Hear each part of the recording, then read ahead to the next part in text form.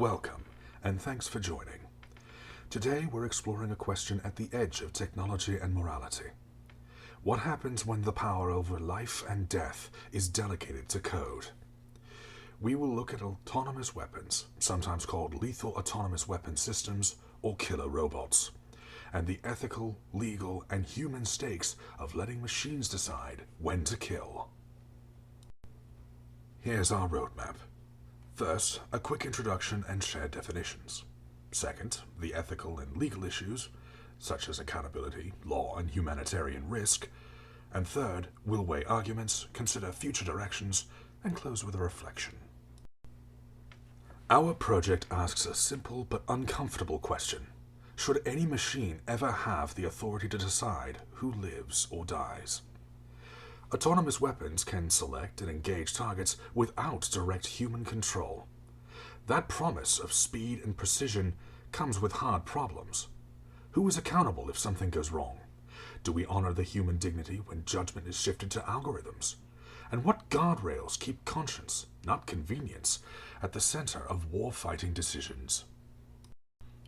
Autonomous weapons combine sensors, data links, and AI models to identify, track, and attack. The appeal is operational: faster reactions, fewer fatigued humans, and theoretically, fewer friendly casualties. The risk, however, is ethical, removing empathetic judgment from lethal force. Our core issue today is not simply, can we build them, but should we?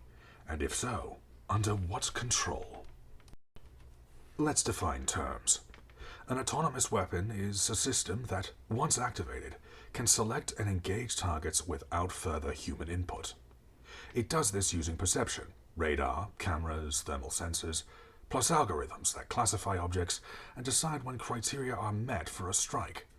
Think self-directed drones or loitering munitions that patrol, detect, and attack on their own.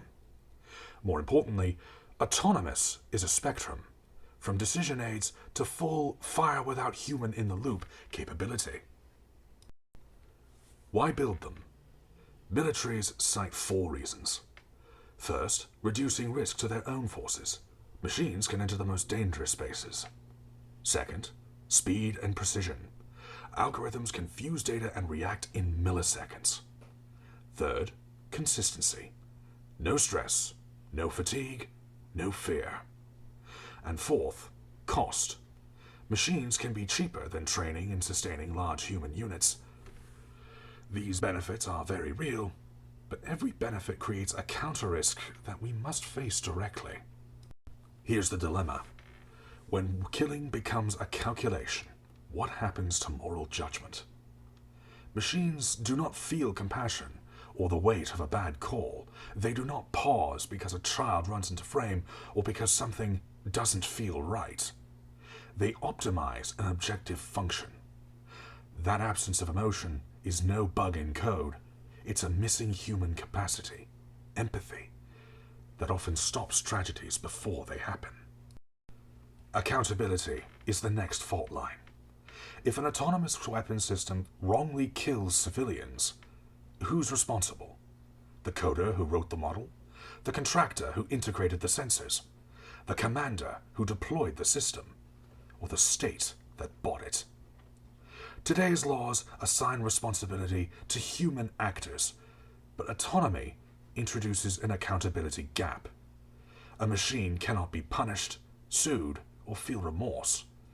Without a clear chain of responsibility, justice for the victims and the incentives for caution erode.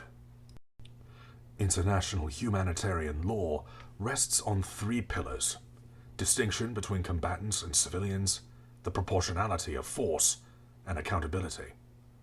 Autonomy strains all 3. Distinction is hard even for people. For models trained on limited data, in messy real-world conditions, it's even harder. Proportionality requires context and intent, both qualities algorithms struggle to infer. And accountability, as we just noted, becomes diffuse. Law is trailing technology, leaving a dangerous gray zone. There is also a societal risk: dehumanization. If leaders can wage war without risking their own soldiers, the political cost of starting conflicts drops. If lives become data points, empathy thins. If killing feels like pressing run on software, the moral gravity of war lightens. Exactly the opposite of what centuries of law and tradition have tried to ensure. Automation can narrow human awareness, weaken accountability, and turn decisions about people into transactions about probabilities. So what should guide us? A simple principle. Technology must assist human judgment, not replace it. Moral awareness, our ability to recognize nuance, to hesitate, to show mercy, is a human trait. When we offload that to code, we risk not just errors, but a drift away from what makes warfare, at minimum, bound by conscience. The goal isn't to freeze progress, it's to keep humans morally and legally in control of lethal decisions. At the moment, autonomous weapons sit at a crossroads. On one side, promises of efficiency and fewer friendly casualties. On the other, the loss of empathy, diminished accountability, and the risk of misclassification at machine speeds. The real question isn't about technological feasibility, it's moral legitimacy. Are we willing to allow a system without conscience to exercise such lethal authority? And if not, where do we draw the line? What can we do? Several paths are being debated globally.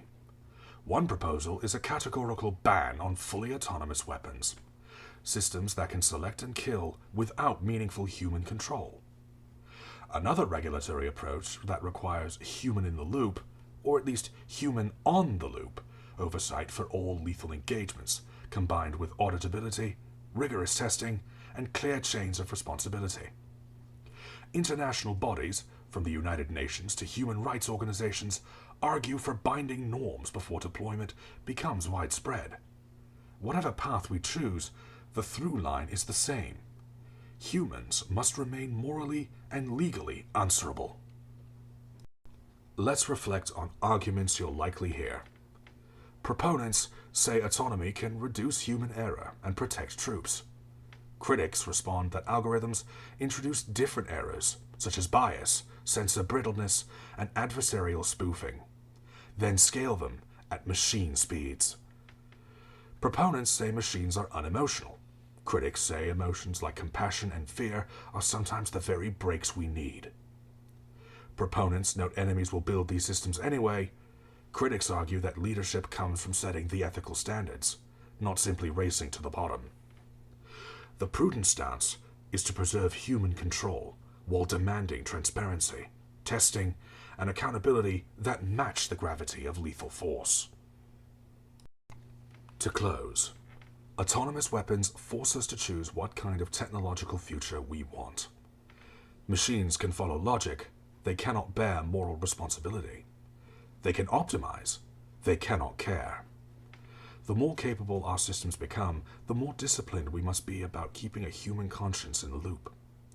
If we decide that no machine should have the final say over a human life, we need laws, policies, and designs that make the conviction real, not just aspirational. Thank you for listening. I hope this talk gives you a clear framework. Celebrate technological skill, but insist that when it comes to life and death, accountability and empathy are not optional features. They are the point.